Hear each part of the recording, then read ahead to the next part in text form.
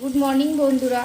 তো এখন বেজে গেছে 9টা আর আমি দেখতে পাচ্ছ পটল ভাজছি আর একটা তরকারি হয়েছে, ভাত একবার ফুটেছে, এই যে ভাতটা ফুটেছে নামিয়ে রেখেছি। চলো দেখাচ্ছি। তো আজকে আমি একটা নতুন তরকারি, নতুন নয় এটা কুমড়োর তরকারিটা নতুন নয়, কিন্তু কুমড়োর তরকারিতে চিংড়ি মাছ দিয়ে এটা আমার কাছে নতুন, আমি প্রথম করলাম, জানি না কেমন হবে খেতে। আর ডাল করেছি, পটল ভাজা হচ্ছে, এখনো মাছ করতে বাকি আছে। তো চলো এদিকে ভাতটা ফুটে থাক, কারণ আজকে আবার টিউশন ছিল না বলে মেয়ের একটু লেট করে আমাদের ওঠা হয়েছে। এখনও কাপড় ভেজানো আছে, কাচাও হয়নি, ঘরও মোছা হয়নি, শুধু রান্নাটার দিকেই পড়ে আছি। ছেলেকেও ডাকতে হবে। জানালাগুলো খুলে দিই, তাহলে যদি ছেলে চোখে আলো লেগে যদি উঠে যায় তো উঠবে।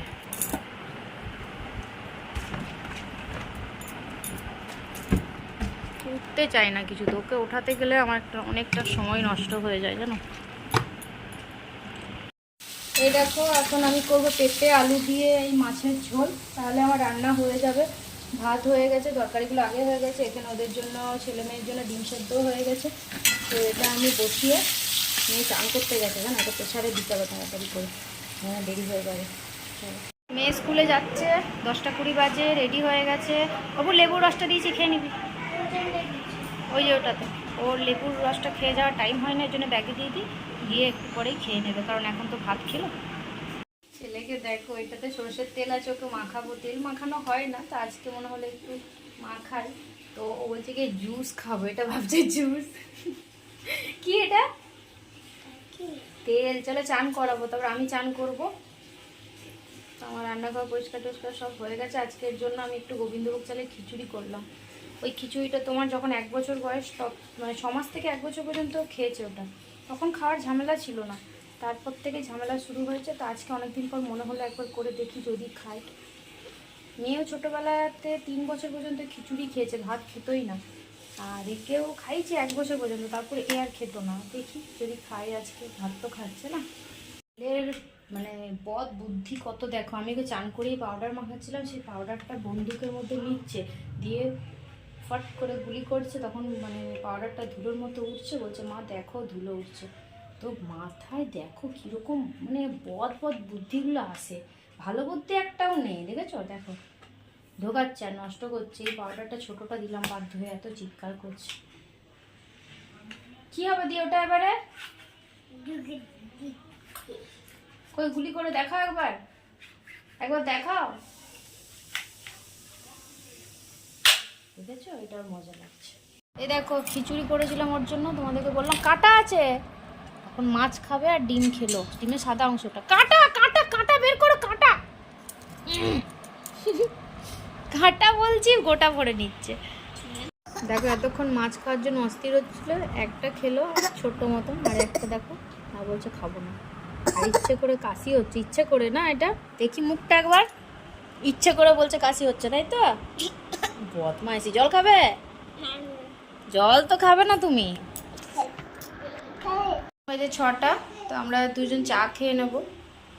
মেয়ে পড়তে বসে গেছে, ছেলে ঘুম থেকে উঠে গেছে, তো চলো সেটা।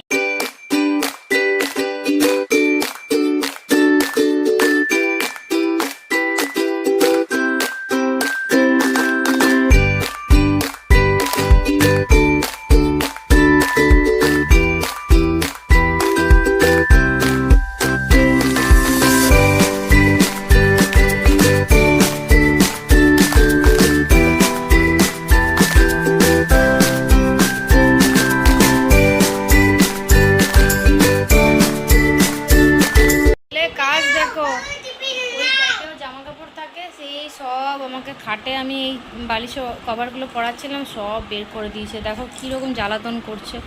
তুমি কি বদমাইশি করছো এগুলো? টিভি চলবে না তো, টিভি খারাপ হয়ে গেছে। এটা কোথার থেকে পেলে তুমি? এটা কোথা? টিভি চলবে না, রিমোট খারাপ করে দিয়েছো তুমি, চলবে না। তুমি আগে একটা ভালো ছড়া বলে দাও, বলো বলো বলো, হাট্টি মাটিম টিম বলো। তুমি পুলিশ, সব সময় বলবে আমি পুলিশ, আমি পুলিশ। বাবা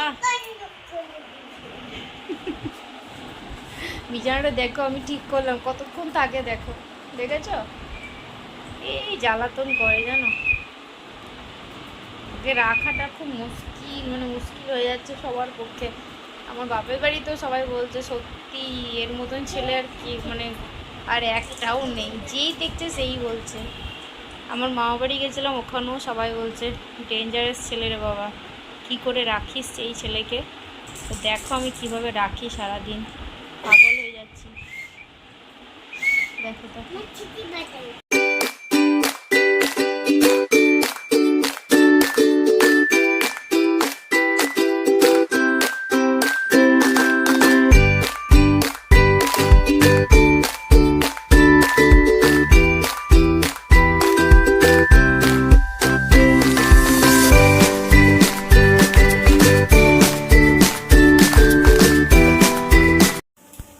এখন বাজে 9টা।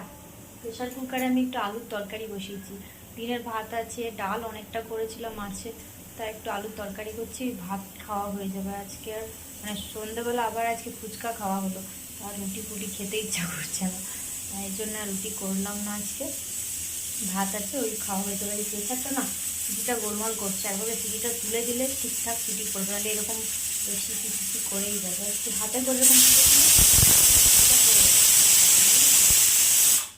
শাড়ি নিয়ে এলো, তারপর কি দুদিন ঠিক ছিল, আবার যখন হচ্ছে জানি না কেন হচ্ছে, এটা চেঞ্জ করে একটু অন্য নিতে হবে। আর একটা সিটি ফেরে নি, তারপর কথা বলছি। এটা হয়ে যাবে, বন্ধ করে দিই থাক। তো রাতে ওই জন্য একটু আলুর তরকারি করছি, ওই দিয়ে খাওয়া হয়ে যাবে। আর ফুচকা খাওয়া হলো বলছি না, মেয়ে তো সেদিন মুখে খাওয়া হয়েছিল বলে ফুচকাটা মানে বাবা নিয়ে এসেছিলো, মুখের কাছে নিয়েও খেতে পারেনি, তাই বলছে আমাকে আজকে এনে দাও খাবো। বেশি খায় না, মানে এই 1-2 মাস ধরে খাচ্ছে, আগে তো ফুচকা একদমই খেত না। আমরা যদি রাস্তায় দাঁড়িয়ে ফুচকা খেতাম ও রেগে যেত, হ্যাঁ তোমরা কি ফুচকা ছাড়া অন্য কিছু খেতে পারো না? কিন্তু এখন দেখছি কিছুদিন থেকে পছন্দ করছে। সবই তো খেতে হয় বলো। আর ছেলেকে মা নিয়ে গেছে অনেকক্ষণ, 8টার সময়, ওকে আর পারছি না রাখতে। বিছানা আমি ঠিক করলাম, আবার জামা কাপড় সব ঢেলে দিয়েছিল, দিয়ে মা এসেছিলো, নিয়ে যাও, তোকে আর পারা যাচ্ছে না। তেও গেছে একটু, ঘরটা যেন ঠান্ডা।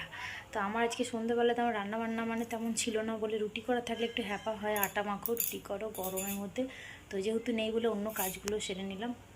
দেখো ওই কয়েকদিন আগে ঘর ছাড়লাম, 1 সপ্তাহ হলো, তার মধ্যে আবার ধুলো পড়ে গেছে, আবার এই ফার্নিচারগুলো সব মুছে নিলাম, এই খাট, ফ্রিজ, সোফা, ড্রেসিং টেবিল সব একটু ওপরে মানে একদম ডিপলি না করলে ওপরে মুছে নিয়েছি। আবার তো কদিন পরে পুজোর আগে আগে আবার ঘর ঝাড়বো। আমি বেশি আগে ঝাড়বো না জানো তো, কেননা খুব ধুলো পড়ে আমার ঘরে। ওই আমি হয়তো 10 দিন মানে আগের থেকে শুরু করব, বেশি আগে ঝাড়লে ধুলো হয়ে যাবে। তারপর আবার তখন বাজার ঘাটের ব্যাপার থাকবে, বাজার করার এবার ঝামেলা হবে, মানে প্রতিদিন বাজার যাওয়া, এই ওই সময়ে পাবো না। ওই দুপুরবেলার দিকে আমাকে ঘর ঝাড়তে হবে, ছেলে ঘুমোবে এই ঘরে, আর আমাকে একটা করে ঝাড়তে হবে, তাছাড়া আমার আর উপায় নেই আর কি। ওই জন্য এই কাজগুলো একটু সেরে নিলাম। বিছানা চাদরটা সকালে চেঞ্জ করা হয় না, ছেলে ঘুমোয় তো ওঠে না, যখন ওঠে তখন চেঞ্জ করে মানে চেঞ্জ করতে পারি, কিন্তু কাচা হয় না। রাত্রে তুলে রাখলাম, তাহলে সকালেই কেচে দিতে পারবো, তো এই জন্য। আর সোফার কভারটা চেঞ্জ করলাম, নোংরা হয়েছে। আরেকটা আমার কভার আছে, কিন্তু ওটা আমি এখন ডিভানে কোথায় ঢুকিয়েছি খুঁজে পেলাম না। তো আপাতত একটা বেড কভার পেতে দিলাম, তারপরে আবার কাচবো, ওটা পাতবো, আগে যেটা আছে ওটাও পাততে পারি। তো পুজোতে ভাবছি একটা সোফার জন্য নতুন কভার কিনবো, ভেলভেটেরগুলো ইচ্ছা আছে, দেখি। দেখো এখন বাজে 11টা, তো আমাদের খাওয়া দাওয়া, গ্যাস ট্যাস মোছা হয়ে গেছে। আর এগুলো কি বলো তো, এই গোবিন্দভোগ চাল আমার গত মাসে আনা হয়েছে, দেখছি পোকা হয়ে গেছে, দেখো ছোট ছোট। তো ভাবলাম রোদে দেবো, রোদে দেওয়া হয়নি, এরকম খুলে থালার মধ্যে রেখে দিয়েছি, কৌটোর থেকে ঢেলে আর কি। তো তাতে অনেক পোকাই চলে গেছে, কালকে একবার রোদে দিয়ে দেবো, নাহলে নষ্ট হয়ে যাবে। একটা কিছু করে শেষ করে দিতে হবে, পায়েস হোক বা তোমার পোলাও টোলাও করে শেষ করে দিতে হবে, নষ্ট হয়ে যাচ্ছে। আর ছেলে মামা বাড়িতে গেছে, কাঁদছিল দিদা যাবো, ওর বাবা নিতে গেছে। এই 11টা 10 বাজে, এখন ওর বাবা মামা বাড়ি থেকে নিয়ে এলো ওকে। আর কি খাচ্ছে বলো তো, মিষ্টি, ভাজা মিষ্টিটাই পছন্দ করে। আর শুকনো রুটি খেয়েছে, ভাজা মিষ্টিটাই খাবে, এটা খেয়ে রাতে থাকবে। আর পুরো মাথা ভিজে গেছে, জামা পুরো ভিজে জল, মানে এত লাফাঝাপা করেছে ওখানে, তাই তো মা